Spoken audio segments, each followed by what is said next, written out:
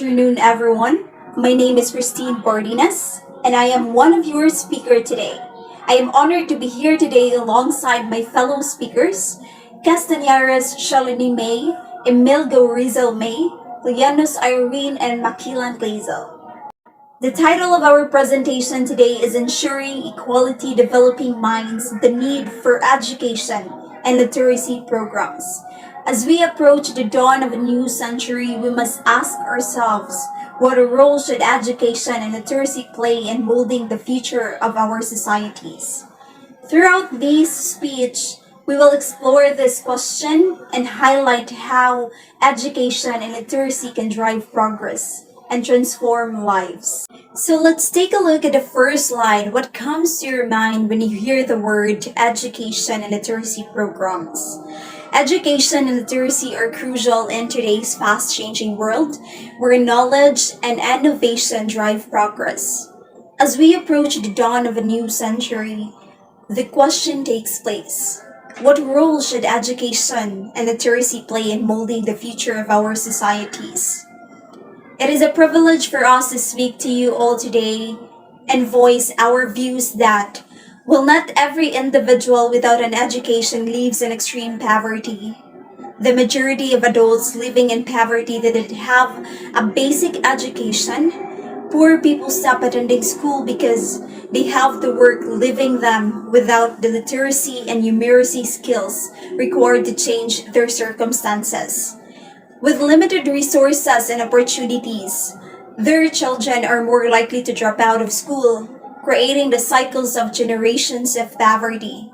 So this perpetuates a vicious cycle of intergenerational poverty, where limited resources and opportunities continue to deprive successive generations of their right to education, robbing them of the chance to break free from the chains of poverty and realize their full potential. So the second slide, it is about the poverty and education barriers. I will give an example based on someone's stories about being deprived because of the poverty he faced.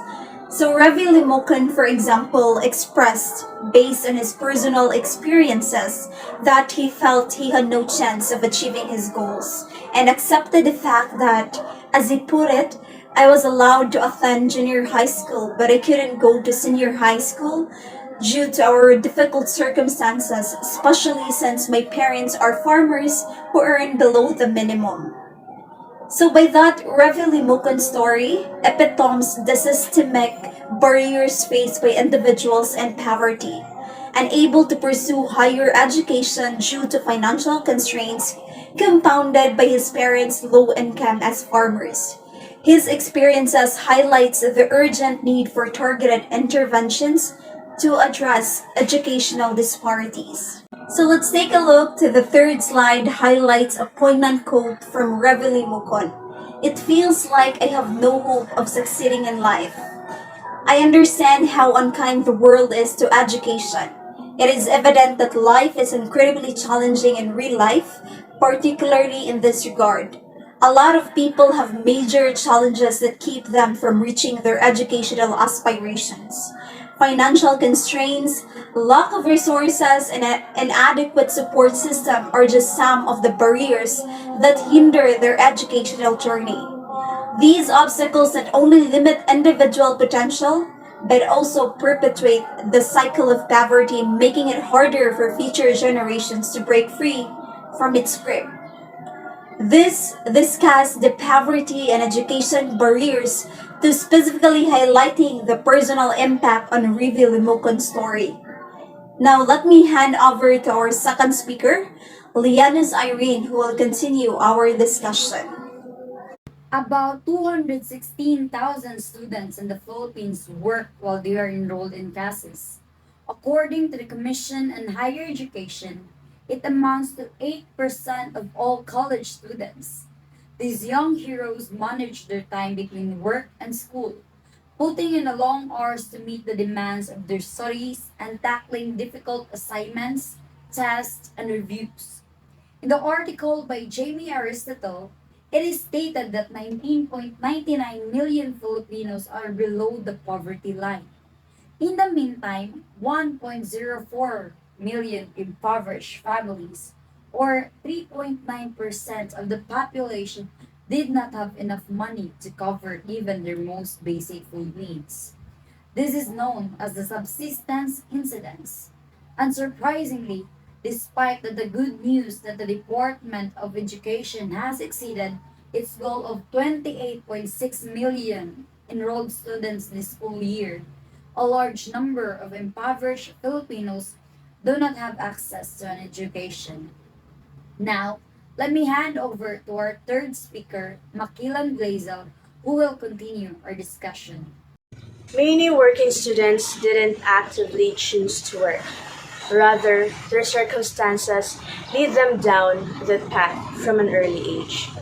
Often, these individuals come from environments where financial stability is a constant struggle. Growing up in families facing economic hardships, the necessity to contribute becomes ingrained in their lives early on. Other factors to consider include the financial limitation, the rising inflation, and lack of government investment in public education.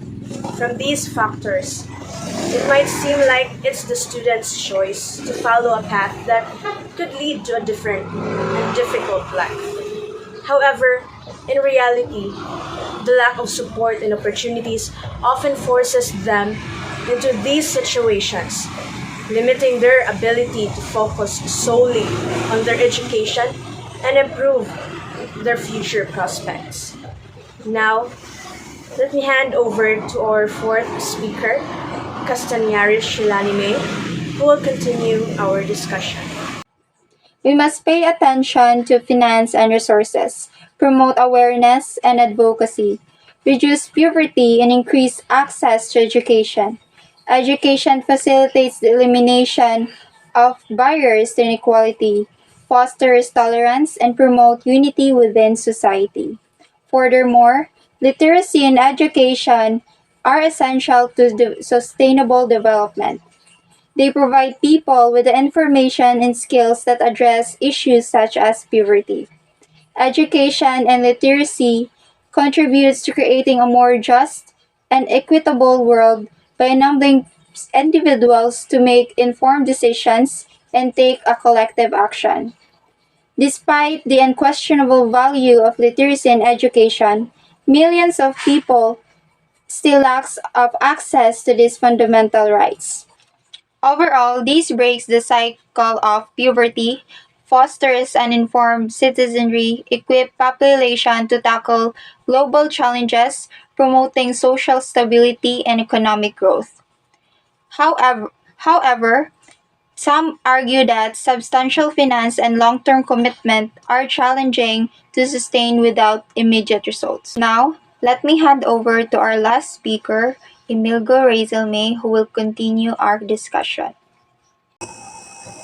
By working together, we can make it possible for everyone to acknowledge their full potential and have a positive impact on their communities and also their countries. It is widely accepted that educational opportunities for children ought to be equal. To quote Nelson Mandela, education is the most powerful weapon which you can use to change the world.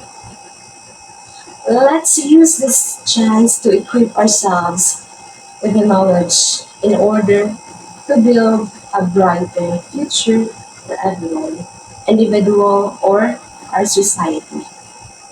To sum up, literacy programs and education are essential for surviving in the modern world. We cannot bring about the essential societal reforms if we don't not invest in equal access to high quality education. So these initiatives will improve our community, provide education for all worthy children, and assist them in reaching their full potential. To guarantee that everyone, regardless of their background, has access to high quality education. We must fight for it and take decisive action. Let's build a future where everyone has the right to an equitable education. In order to create a more stable and just society, it's crucial that we cooperate to make sure that everyone has access to education and literacy. Thank you.